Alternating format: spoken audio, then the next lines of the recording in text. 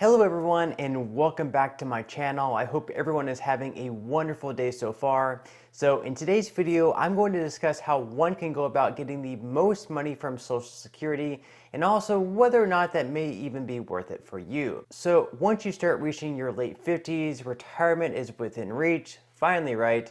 And a lot of you are probably just so ready to be done with the 40 to 60 hour per week grind, even if that means just scaling your work back to a part-time basis. Now, at the age of 62, you can actually start claiming your Social Security retirement benefits, which is something I see a lot of people doing. I mean, at that point, you're ready to be done working full-time and would rather scale things back to a part-time basis at the very most, then enabling yourself to have more time for yourself and perhaps spend more time on the things that you really enjoy doing in life. The problem with claiming Social Security early at the age of 62, though, is that your benefits will be reduced by anywhere between 25 to 30%, and this reduction will be permanent. So just for an example, in 2022, the most a person could have received from Social Security was $3,345. That's if they claimed at the full retirement age, which is the age of 66 for those born between 1943 and 1954, and slowly scaled up by 2 months for each year after that. That means if you were born in 1955, your full retirement age would be 66 years and 2 months, 1956 would be 66 years and 4 months, then for those born in 1960 or later, the full retirement age tops out at the age of 67. This means that for someone born in January of 1960, they would have been eligible for Social Security retirement benefits this year, but in doing so, they would have received a 30% cut in their pay. Hypothetically speaking, a person born in 1960 that started claiming their benefits in 2022 that would have normally been eligible to receive $1,000 actually would have only received $700 because of the 30% cut in their benefits. Instead, if they had waited until the age of 67, 5 years later, to start receiving benefits, they would be receiving a monthly benefit of $1,000. So just by waiting 4 or 5 more years, depending on your birth year, you can really squeeze a lot more out of your benefits.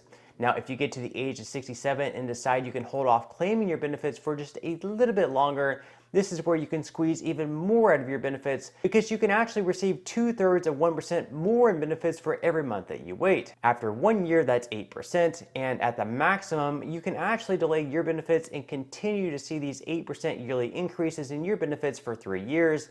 So if you're able to hold off until the age of 70, you can receive a 24% boost in your monthly payments. This means that for someone who normally would have been eligible to receive $2,000 per month in Social Security at the age of 67, if they could wait 3 more years until the age of 70, they would be receiving $2,480. Over 1 year, that's $5,760 more in benefits, just because you waited another 3 years to start claiming them. Now, of course, this may or may not be worth it for everyone and will really depend on a few different factors. The most important factor, of course, is your current mindset and financial situation. Are you currently so burned out at work that you don't think you could possibly last a few more years?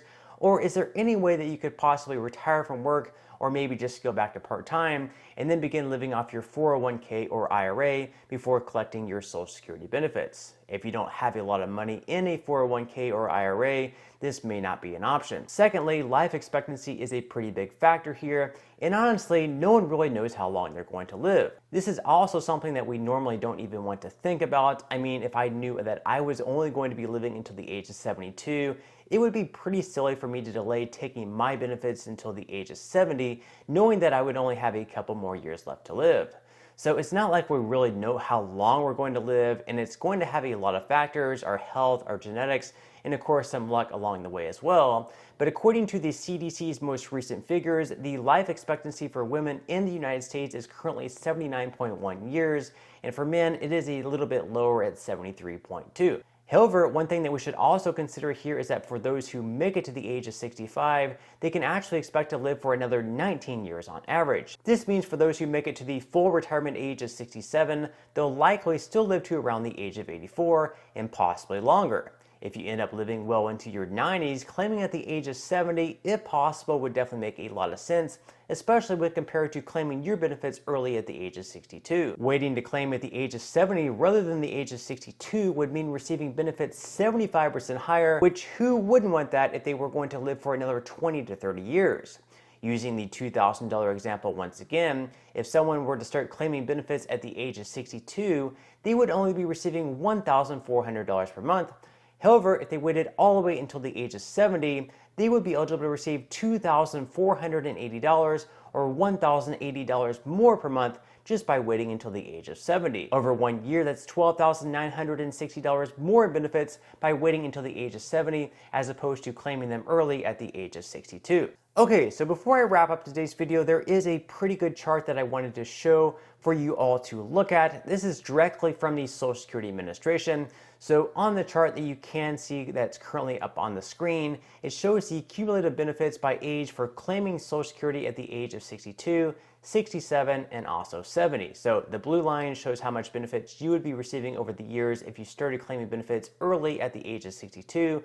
The red line shows your cumulative benefits if you started claiming benefits at 67.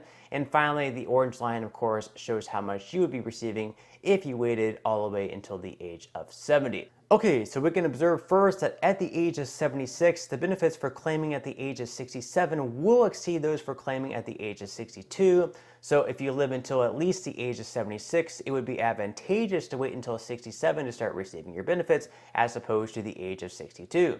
Then at the age of 87, the cumulative benefits for claiming at the age of 70 would top those for claiming at the age of 67.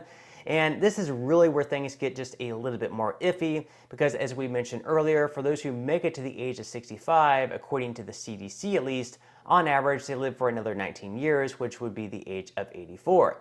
So if you only live to the age of 84, you would actually be receiving less in overall benefits if you waited until the age of 70 as opposed to claiming at the age of 67. But again, none of us have a magic ball. We don't know exactly how long we're going to live, and I don't think any of us would really particularly like that either. I mean, it might be just a little bit depressing if I knew the exact day that I would die, but either way, those are all things that I would definitely consider. It would appear that for the majority of Americans, claiming at the age of 67 would be the best thing to do considering the average life expectancy, but you're also not a statistic. I'm not a statistic. None of us are statistics. So at the end of the day, all we can really do is look at the data and try to make the best possible decision for ourselves. So on that note, I'm going to go ahead and wrap up today's video, but before you go, if you would like to receive up to 12 free stocks and $5 worth of Bitcoin, in the comment section below, I will leave a link where you can receive just that from my partner in Webull. And even if you don't feel like investing at this time for whatever reason, once you receive the free stocks, what you can always do is just sell them for what they're worth and then transfer that money right back to your bank account. So in total, you should be receiving a value of at least $50 or more, although some people have actually received over $3,000 in the past if they've gotten particularly lucky. So really, you can think of this as just some free stocks or free money with just a few minutes of work. And in order to receive these stocks, you must first open an account and then deposit any amount, even if it's just 1 penny. But on that note, I'm going to go ahead and wrap up this video. If you enjoyed the content in today's video, you found it helpful, and you would like to see more like it, make sure to give this video a like. I would definitely appreciate it if you would. Subscribe to my channel and also ring the notification bell. That way you will be the very first to be notified when I do release future videos. And until next time, I hope you have a wonderful day ahead, and I'll see you in the next video.